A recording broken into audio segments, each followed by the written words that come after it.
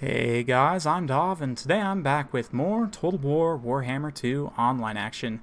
Today we're back with the Vampire Coast, going to be taking on the Foul Beastmen, so let's go ahead and have a look at the army compositions here. Luther Harkon, of course, going to be leading the way for the coast up on his Terrorgeist. Has the Disrupted ability, gives a miscast chance to casters when he shoots them. Of course, being on the Terrorgeist, that gives him poison and melee, and massive armor-piercing damage, pretty decent combat stats overall, and that armor-piercing missile attack. Of course, he's got tons and tons of abilities. I'm sure you guys are plenty familiar with these, but yeah, we've got the magic resistance, we've got power siphon, hornswaggle, all hand sway, and the Slán Gold. 4 units of the non-armor-piercing deck droppers. I figured against the Beastmen probably don't need the armor-piercing quite so much. Another Terrorgeist. We've got the good old Death Shriek. Good old Gunnery White as well. Gunny up on his crab, going to be providing ammo potentially to Harkon or the deck droppers up in the air, since they should be relatively secure. I've cut all his other abilities to make him as cheap as possible, but the crab does make him more tanky in melee. Pretty powerful hybrid character, actually. Also got a Fleet Captain, Lore of Vampires, of course. Why would you take anything else? Unless you're taking like Celestra or something. Invocation of Nehek and Dance Macabre. We've also got Taunt, of course, and Power Stone. 4 zombie mobs hidden in the woods here with some Scurvy Dogs to back them up. And I have one more unit of Scurvy Dogs up in the corner here as well. So for the Beastmen, we've got some Harpies. Very good counter to deck droppers, and I would definitely recommend bringing them. My opponent's got 3 here.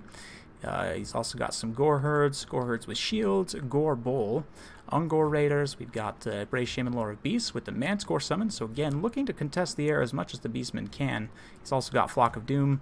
Looks like a Bestigor Herd, Morgr the Shadow Gave, lots of Ungor Raiders. Holy cow, plenty of Ungor Raiders, which is smart pick, definitely. They also can help counter these deck droppers, so my opponent definitely has some tools to deal with the deck droppers. Let's see how he's able to do. They come down, get a decent volley. It's interesting to note that the armor-piercing variant actually has more total missile damage than the pistols. The pistols have less range. They are significantly cheaper, though. 450 versus, what is it, 700? For the armor-piercing ones. You can see Harkon does manage to catch one of these units of Harpies with the Hornswaggle. I'm basically just trying to do damage and maybe terrify them away early on in the battle to help protect the deck droppers here. I've also got some Fell Bats that are going to be kind of doing scouting and just kind of watching things here as much as possible. But yeah, at this point I'm really focused on potentially forcing an engagement where we can finish off these Harpies if at all possible. But my opponent coming forward here is actually going to summon up a Manticore right here and just go straight after the Terrorgeist. He also comes in with the Harpies as well to support, so this is a pretty interesting play. The Harpies have decent weapon strength, 44 weapon strength overall, and supporting a Manticore like this in this kind of very hard to understand what's going on air engagement here. They will actually do pretty decently. The Terrorgeist not happy in terms of his leadership, not actually taking that much damage at the end of the day, but we're going to bring the deck droppers up to try and support here, just shoot straight at the Harpies. Harkon also shooting, looks like he's popping Gorbel? Let's see. It's hard to tell with all the UI on, but yeah, he's popping Gorbel. But yeah, both the Ungor Raiders and the deck droppers firing in here. The Ungor Raiders honestly probably doing more friendly fire than good at this point, but the Terror kicking in for the Harpies, they're going to go ahead and fly the coop. The Manticore, of course, unbreakable since it is a summoned unit, but meanwhile, a few Gore Herds have started to make it to the front line here. You can see them crashing into the zombies in the back. My Scurvy Dogs are going to go ahead and go after the Chaos Poison Warhounds, and because of Dance Macabre, these guys are definitely going to win up to 52 melee attack. You can see they're just shredding the Poison Warhounds. Granted, they're taking some good damage in return, but because they're undead and unbreakable, they will be able to win that engagement. Meanwhile, deck droppers coming to support here, shooting into the back of the Gore Herds with shields. Gunny forming up a nice blob here, and then the zombies are going to follow up. The Fleet Captain also following up as well. And that Terrorgeist actually took a ton of damage there. You can see that volley from the Ungor Raiders actually finishes it off there. So Ungor Raiders, despite the fact they have very low AP, they do have 90 unit models, a very high volume of fire, quick refire rate, can actually do some pretty decent damage. And now Harkon's going to have to book it because he's in a bit of a dangerous situation. Again, Harpies coming back from route, so we're going to go ahead and focus them with the pistol droppers here. And Harkon going to come provide a quick terror route to get them off the field. Meanwhile, these Gore Herds that had charged in a little bit piecemeal here definitely got the south end of that engagement, and since Morgr is isolated from Gorbel and a lot of his other supporting elements here, we're going to try and go Crab Maw all over his face here. So you can see the fleet captain coming in. I believe we've dropped Hornswaggle? Nope. Or Taunt? Not quite yet. But the deck droppers, again, supporting these crumbling zombies, trying to shoot into the back of the gore herds there. Harkon also going to come back around as well. Again, more Harpies coming back from route, just trying to keep them out of my deck droppers as much as possible. And thankfully, Harpies not being immune to psychology and having kind of poorish leadership aren't going to do the best here. But yeah, Morgur is getting taken a pound down by the fleet captain here on the Crab. He is really not in a good situation. I'm going to go ahead and put an upgraded Dance Macabre there to give extra melee attack to these deckhand mobs, and the Gunnery White as well going to come in and start to support. So facing two heroic level crabs, Morgur really not happy about the situation. Probably going to give up his leadership. I was trying to finish him off here just because, of course, Morgur with his regeneration, if you let him come back, he can potentially be a very scary force in the late game. But yeah, some of my deck droppers taking some severe damage, but we're just trying desperately to keep them free from these Harpies as much as possible. The ground engagement, I actually have completely forgotten about these hounds here, which would have been great for running down some routing units. My other hounds, I'm also completely forgetting about. They're over here on the side. But the bats, just kind of chilling up in the air right now. I was consciously keeping them away from that engagement. But Gorbel comes in. Again, Harkon's going to be popping him with the pistol, doing some damage. He's taking some damage over time. I don't really want these two fighting Gorbel directly, so we're going to throw in the bats to screen them out, try and pull them back a little bit there. Go ahead and drop a heal on all the heroic units here. Even though they can heal in melee, all of them have the hunger, except I don't... Gunny actually doesn't have the hunger, but yeah, they have to be in melee, so if you want to heal them not in melee, you've got to drop that sweet invocation.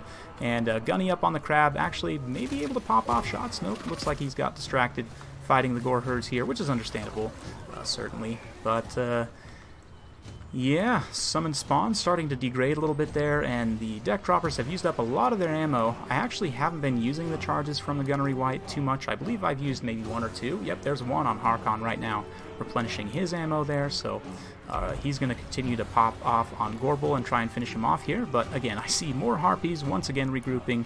We're going to go after them. The Ungol Raiders trying to provide some fire and honestly doing pretty well here. The issue is deck droppers with their fast speed can dodge shots pretty effectively. They can fly out of range. The Ungol Raiders have relatively limited range, all things considered. So yeah, Harpies, it's really hard to actually see what's going on here. But the deck droppers firing point blank, looks like the Harpies do get involved with them a little bit, but then quickly get terrified away. Meanwhile, on the ground, underneath everything, Gorbel is still just getting pounded on. We've been dropping that Taunt and Hornswaggle anytime we can. Another upgraded Invocation of the Heck, just to get a lot of the deck droppers and so on that were directly above. Figured might as well heal them while they're in the neighborhood. So yeah, Gunny also getting healed a bit as well. He has taken very little damage here and pushing through, trying to get on Morgur since Gorbel's pretty much finished off at this point. Very nice breath attack, just blowing up some of those Ungors here. And it does look like we're fighting in shallow water, which is not great for the Beastmen because, of course, aquatics. And not to mention that these guys are actually large units, so they wouldn't be affected by it anyway, but they do have the aquatic special rule. So yeah, they actually are probably getting a bonus. I don't know, it doesn't pop up with the tooltip for shallow water, so I don't know if this is actually shallow water, but man, ground shakes as the deck droppers fly in, most of them out of ammo at this point, and I'm not really worried about Gunny giving them more ammo too much at this point. Harkon's going to dive in, and since Gorbel's gone, there's not really anything to protect Morgur from getting gooned by Harkon, so he's going to come in here and just try and finish things off in terms of leadership. And yeah, despite the fact the zombies crumbled away, and I totally forgot about the hounds, the crabs, and the deck droppers, and Harkon able to carry the day here. Another upgraded, not invocation, looks like a Dance Macabre actually, to give those deck droppers some solid melee attack to try and finish off some of the units in this pocket. They're still just like not doing very much damage though. That's kind of strange. What do their attack animations even look like? Are they just dragging those guys around on the ground? They're literally just like dunking them in the water repeatedly. Oh man, that's pretty hilarious. Oh man. But yeah, at this point we're trying to finish off Beastmen leadership units. You can see the Bray Shaman going down here now that Morgur and yeah, Morgur's off the field. Gorbel's actually, I think, properly dead. Bats or deck droppers rather, chasing off units all around. So yeah. Is that Gorbel? Oh no, Gorbel's still way over there. I guess he survived, but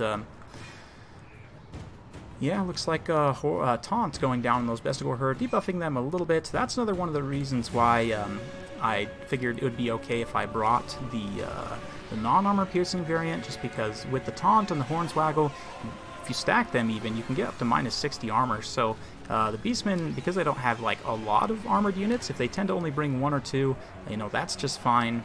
We can sunder their armor, and then you use the non-AP missiles to still do some good effect against them. But you can see the Bratium getting picked off here by both Harkon and the Gunnery Wight.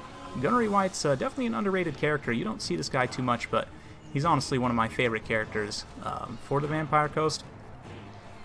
Definitely very, very useful, and in builds where you have missile units that you believe you can protect for the entire duration of the game, it's definitely worthwhile to have that Gunnery Wight replenishing the ammo, especially for powerhouse missile units like Harkon, replenishing his own ammo. I intended to use it on the deck droppers a bit as well, but we didn't actually, I don't think, get any casts on the deck droppers, but that's quite alright. Harkon comes down to terrify away the Bestigor, and at this point it's just a matter of time before critical army losses hit. A big old terror rout goes down, a whole bunch of the Beastmen units just give up the fight immediately and run away. We are losing out some of the deck droppers though. They're kind of crumbling just due to the fact they're so squishy. Looks like Mortar did come back from routing. He's currently hiding in the woods over there, like a Beastman. But yeah, Gunny just tearing through these Beastmen, picking them up with the Crab Claw, and just absolutely shredding them. The Fleet Captain likewise doing the same. She's at her healing cap. She's definitely taken a lot more damage. My opponent's been trying to focus her down, obviously very wisely. Want to get rid of that caster, especially Lore of Vampires caster. They're just so powerful. Such a good lore of magic. I almost think it's a little bit too good. Like maybe they ought to nerf Invocation to heck a little bit. It's hard to say, but yeah. Just between Invocation, Dance Macabre, Raise Dead, I mean, just those 3 is very good. And then you also have Curse of Years, which has an ability, you know, recharge component. You have Wind of Death, one of the best wind spells in the game, although certainly high risk, high reward. It is a little bit harder to dodge, I would say, than something like Vangeist Revenge or whatever the one for high magic is that's kind of useless. But anyway, you can see the Beastmen really not happy. I finally remembered the Hounds, so the Scurvy Dog's going to come in the very late game here and help clean up a whole bunch of these Ungor Raiders. And the very tattered Bestigor as well. And at that point, it's critical army losses, so it's going to be a victory for the Vampire Coast. So hopefully you guys enjoyed watching that one. Well played to my opponent there.